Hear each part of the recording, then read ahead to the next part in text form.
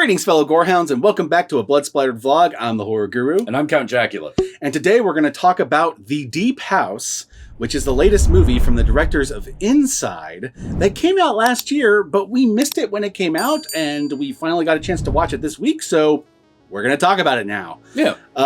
So The Deep House, for those of you who don't know, is a underground haunted house movie. Or an underwater haunted house movie. Not underground, underwater haunted house movie about two YouTubers who like to explore abandoned sites.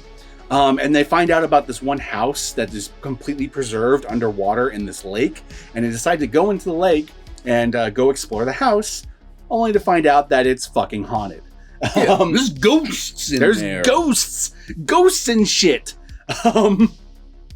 Yeah, there was a moment where I was thinking maybe it was going to be more than ghosts, because they do the they quote H.P. Lovecraft. Oh yeah, you know, like that which is not dead that can eternal lie. You know. Yeah, there's some things I kind of wish I had seen in this movie, like because they did quote Lovecraft. Yeah, I was kind of hoping it would go a little bit more Lovecraft. Yeah. It's like I didn't mind the ghost, but I was kind of hoping there'd be like a tentacle monster. Yeah. You know? Like you're sitting there kind of hoping for some Dagon shit. Yeah, you know? Yeah. Just one. Now that being said, I wanted to be clear. Even though the movie didn't quite meet my expectations in that regard, it is a very creepy and scary fucking ghost story. Yeah, it's probably my second favorite film that these guys have done right after Inside. That makes sense. Yeah. It's a very, very, very fucking intense movie. It's got this creepy fucking imagery like when you actually see the ghosts in the water, like, oh my god, it's really unsettling. Like I fucking got chills watching it. It's like one of those like images that just seeing it makes you go, oh Jesus. Yeah. Well, there's that kind of added creep because like the characters in the water, so they're moving like in a nightmare. Yeah, they're moving kind of slow, but the ghosts are moving at like normal speed. Yeah, absolutely. They do a lot of really cool stuff with that. Like, it's obvious that most of this movie was shot in like an underwater tank. And they do a really fucking great job of creating a haunted house atmosphere, even though everything's underwater. Yeah. You know? Yeah. And when they go into when they go into the house, things just slightly seem off. Like there's certain things that are just kind of floating, and you're sitting there going like, well, it should float all the way up or sink. It shouldn't just sit there the way it does. Yeah. Like, you know? Yeah, because you're like, what kind of... Because they tell you very early on that it's a freshwater lake. Yeah. So you're like, the buoyancy of freshwater is like not very high. So wood furniture shouldn't just be floating. It should be like, boom. Yeah. It should be sitting on the ground. Like there should be like one of two things. Either you float or you sink. Just kind of sitting midway is like weird. And it's weird and off-putting to where when you see them enter a room and like pots and pans are just kind of floating like that, it's unsettling, you know, because they shouldn't be doing that, you know? Yeah, you're like, I don't know why this is happening. And also there's a lot of like, wait, shouldn't this have been corroded by now? Oh yeah, that too. Waterlogged. You're or like, something? wait, how many years ago was this fucking lake flooded? Was this town flooded? Like, this house should be just fucking. Everything should have been fucking like corroded and should have been rusted. Yeah. It's been like this for a few decades. Yeah, and so many things are way too pristine. And it's really weird. It's really weird. One complaint I do have with the movie though is that it's kind of like it's not a found footage movie. But it uses a lot of footage that comes from the YouTube first person perspective. Yeah, the YouTubers' GoPro cameras and stuff like that. And the downside to this is that while it does give you that cool first person perspective, like you're playing a survival horror game. Yeah. You know, like you're playing Amnesia or something and going through a haunted house, but it's all underwater. That's really cool. The downside is that when the shit hits the fan, it becomes really hard to see what's happening sometimes. Because you have like bubbles and stuff flashing, and you have the camera moving with the actor. Because you have the performers, like the characters panicking. Yeah, you know, and you don't always see what they see. Now, you always get a really great money shot. Don't get me wrong. You get like these awesome money shots. You know what they're running from, and you know like what to be scared of. But there are certain times where you're just like, okay, I need more than just like wooden wall and bubbles. For Yeah. Like there are definitely some times when it felt like we could have been doing like gone old Dunwich horror with it. Yeah, you know. Yeah.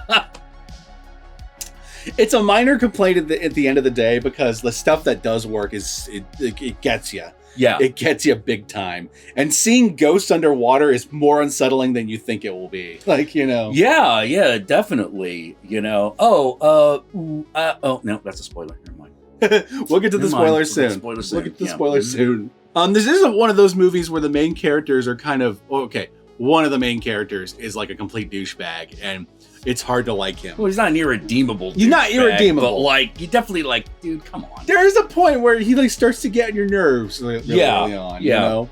The other main character is likable though, so you can attach yourself to her. Like the boyfriend, kind of an ass. Girlfriend, you know, she's likable enough. You can get to know her. God, is there anything I need to warn people about? Because there's fish in this movie, but I don't think they kill a fish. I don't remember them killing a fish. I don't remember any dead animals. No, I don't think so. Well, in that case, there is the implication of child murder.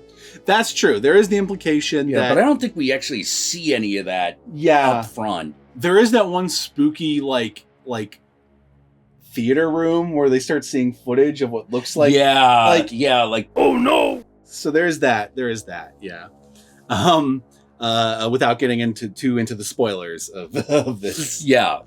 Remember, again, this was made by the people who made Inside, so even though it is a ghost story, there are times where they allow themselves to be a little bit gnarlier than usual. Yeah. I noticed that like every movie these guys do is about being trapped inside something. Yep. You know, Inside, it's that's front and center. It's definitely a reoccurring theme in a lot of their movies. Yeah. Whether it be Inside, Levy, or this one. Yeah. Leatherface to a lesser extent, though. Even Oh God, I keep forgetting that but even Leatherface had a little bit of like the chainsaw house and how important it is. But like, you know. Yeah. Well, I mean, like also that just.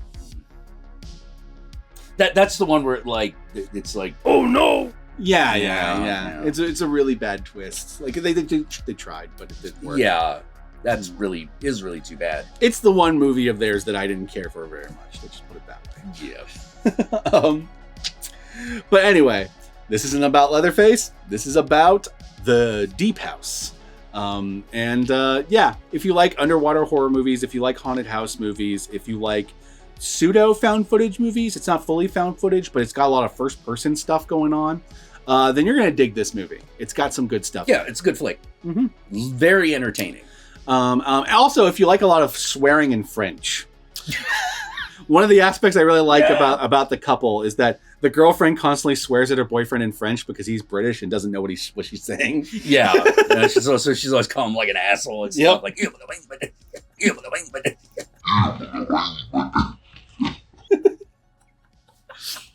And with that said, my fellow Gorehounds, let us move on to the spoilers.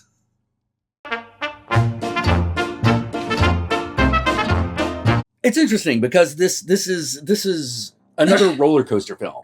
Yeah. You know, the twists and turns are really just there for the excitement factor. You know, it's a haunted house ride. Yeah. Yes. Yeah. You know, it's a haunted house ride. Like, the characters learn as the movie goes on that the house is haunted and that there's a troubled past with the house and all that stuff. But you as an audience member kind of already assume that going in. Yeah. Because it's kind of the premise of the movie. Well, yeah, it's why you hit play, you know? So like a lot of the things they learn, you as an audience member, you kind of already know. You just don't know like the full on details. Like you don't know that this was a family of like, of child murderers that like would capture all the local children and torture them in their dungeon with weird satanic rituals and like weird Lovecraftian rituals too. Because there's like straight up like a symbol of Dagon at one point. Yeah. There's a face of Dagon in it. Which I was like, I thought for sure they'd be a fish monster. It's unfortunate, you know? that there isn't, but it's okay. It's okay. Trust me. The creepy ghost people are creepy as fuck. Yeah. You know? I could have used a tentacle or two. You know? There's the twist that the guy that helps them find the house at the beginning is like the eldest son who survived. Because like the town villagers killed and tortured the family when they found out that they killed their kids. Yeah. But the eldest son escaped, and he's the guy at the very beginning of the movie who leads them to the lake. Yep. That's a twist. The only other real spoiler in the movie is that neither character makes it out alive. This is one of those no one makes it out alive. Yeah, no one makes it out alive in this movie. And it makes it very clear with the teaser after the credits that this is something that the guy does periodically. Like, he makes sacrifices to this house on a regular basis, because the very after the credits thing is the guy showing up to the lake with 2 new tourists. People. Yeah. You know? Yeah, and it's interesting, but you find yourself going like, what's he doing this for? I don't know. I guess he's sacrificing to feed whatever demon lives in that house now. Yeah, apparently. You know? But like the rest of the movie, there's not much to spoil. Like, it's all like just creepy shit that happens, like creepy fucking Jesus Christ cross that guards a door, or the weird eel thing or catfish that keeps fucking like freaking them out, or the scene in which a character is like Hellraisered by a bunch of chains. Yeah. Yep. You know, like, these are just things that happen. They're not really plot developments, you know? Like, yeah. It's far less plot development, more just like, ooh, scary thing happens. Exactly. You know, like, freaky thing happens here. Exactly. You know? And with that said, it's very good like that. Oh yeah. You know, it's very good like that. It's, it's kind of like this is not a proper analogy, but it's the best I got at the moment. Which is, it's kind of like a Paranormal Activity movie that way. Just understand. It's the big reveal, except there's usually a big reveal at the end of the Paranormal Activity movie. Yeah, and there's less of one in this one. Like, you know, like the reveal is that like the place is haunted, and you're like, oh, well, yeah, like now we just. You know, and then you understand why it's haunted. It's haunted because they killed all these kids, did all these rituals, and then they were ritualistically slaughtered by the town. And now there's just evil here. Yeah, you know, they were dealing with satanic and Lovecraftian fucking rituals. So one of those things kept their fucking spirits down there. Yeah, you know. There's this cool fucking kid seat where she has to like escape through this fucking like little mortuary thing. This tomb. Yeah. No, it was well. It's a well plotted like roller coaster. You know. Yeah. All the creepy stuff with the fucking drone that they use. Yeah. Because like the main characters, like, well, before they enter a room, they would always send a drone in, and the drone would do these little sonars to see if there's something living in there, because they don't want to like enter a fucking room and there's a shark or something, right? You know? So they send the drone in, and the drone ends up being haunted over the course of the movie to the point where it's like fucking taunting them. Yeah. And you can tell it's haunted when it's got like this HAL 9000 red light going on. There's a point where I kept expecting it to like start singing to them or something. Yeah. You know? Well, actually, it kind of does. It kind of does. You're right. It kind of does, because like throughout the movie, the boyfriend has got like this playlist. That's true. And when the thing gets possessed, it starts playing music. There's great moments like when a piano's being played in a room, and they're like, "We're underwater. How's the piano being playing?" And they go to the piano, and the piano, there's no way it could play underwater. And and then there was. Oh, the other thing is the sudden goofy moment. Like these guys always, no matter how serious the movie gets, there's always a sudden goofy moment. True, yeah. This one has to do with a musical cue. Oh yeah. That scene was hilarious. Yes. In a good way. It was hilarious in a good way. It was supposed to be dreadfully ironic. Yeah. It's not like, this isn't unintentionally hilarious. This was absolutely 100% on purpose. This movie, like, in terms of what its content is, it's closer to Levy than it is Inside. Yeah. But I'd say it's a little better than Levy. I would agree.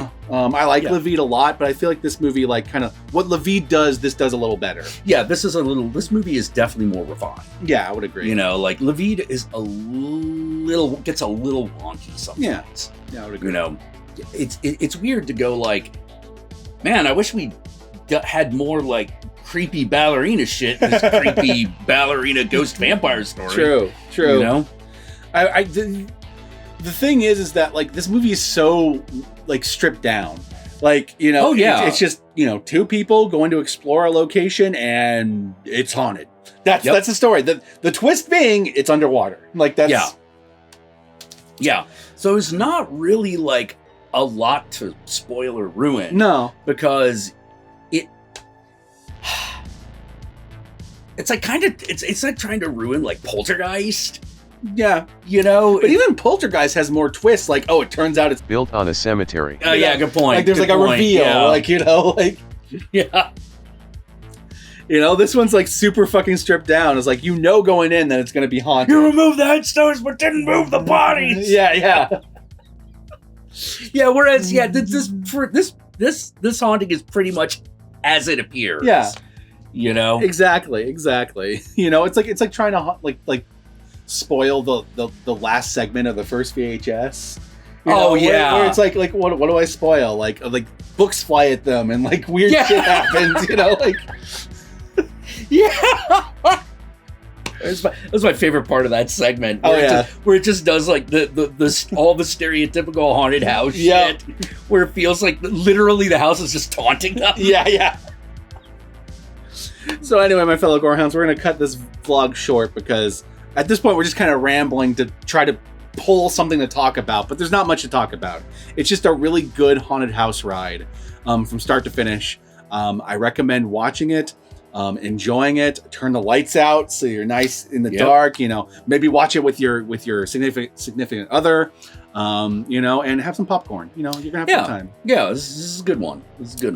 And with that said, where can they find you, Count Jackula? Well, currently I'm streaming again on YouTube, where you can find me most nights either at around 7 p.m. Pacific Standard Time or like 5 a.m. Pacific Standard Time. I will always put out a Twitter notification whenever I stream, so you can follow me at Counting Jack to get those notifications, and you can also fucking find me on Instagram at Satanic Jackula. How about you? Y'all know me, I'm the Horror Guru. You can find me at the Horror Guru on Twitter, on Twitch, on Instagram, and Facebook. Just look up the Horror Guru or Blood Splattered Cinema, and I'll be there. Be sure to like, comment, and subscribe, and don't forget to ring that notification bell so you're notified of my videos immediately upon their upload. And if you'd like to help out either of us more directly, be sure to check out our Patreon pages. And if you go the Patreon route, even $1 a month can go a long way. Ghostfish. All right, if you made it this far into the vlog, then I want you to comment below, and be sure to comment below using the hashtag #GhostFish. That way Jack knows, that way I know, that way the whole world knows you watched this vlog all the way through. With that said, my fellow gorehounds, we're going to record one more vlog before this recording session is over, and you'll catch us then. So, peace out. And they'll be like, but there's no ghost fish in the movie. Shut up.